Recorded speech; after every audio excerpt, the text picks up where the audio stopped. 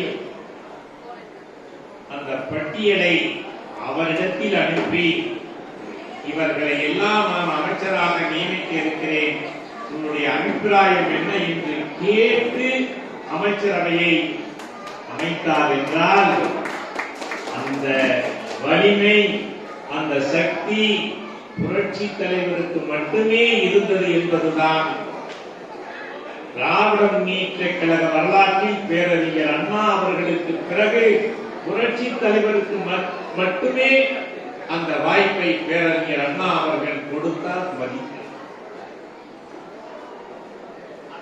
ஆக அப்படிப்பட்ட புரட்சி தலைவர் எம்ஜிஆர் பேரறிஞர் அண்ணா அவர்கள் முதல்வராவதற்கு காரணமாக இருந்தார். கலைஞர் கருணாநிதி அவர்கள் முதல்வராவதற்கு பேரறிஞர் அண்ணா, கருணாநிதி அவர்கள் முதல்வராவதற்கு புரட்சி தலைவர் காரணமாக இருந்தார். அப்படிப்பட்ட புரட்சி தலைவரை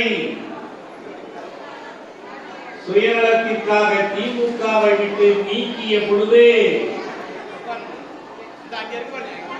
அண்ணா திமுக என்று ஒரு மாபெரும் இயக்கம் தோன்றுவதற்கு இந்த இயக்கத்தை புரட்சி தலைவர் தோற்றுவிக்க வேண்டிய ஒரு நெருக்கடிக்கு அக்டோபர் 1ஆம் தேதி அன்று விதை போட்டவன் செய்தை இயக்கம் தோன்றுவதற்கு அக்டோபர் 1ஆம் தேதி விதை போட்டேன். 8ஆம் தேதி புரட்சி தலைவர்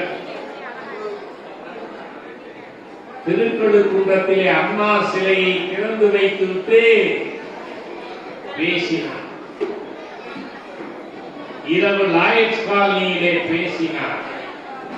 திருக்கழுக்குன்றத்திலே அமைச்சர்கள் கட்சியிலே இருக்கின்ற பொறுப்பாளருடைய சொத்து கணக்கை கேட்டார். லாயட்ஸ் காலனியிலே பேசினார். நான் தான் திமுக, திமுக தான் நான் என்று சொன்னார். முடிந்தால் நீயும் சொல்லிக்கொள் என்றார். அந்த நான் தான் திமுக, திமுக தான் நான் என்று புரட்சி தலைவர் எம்ஜிஆர் சொன்னதை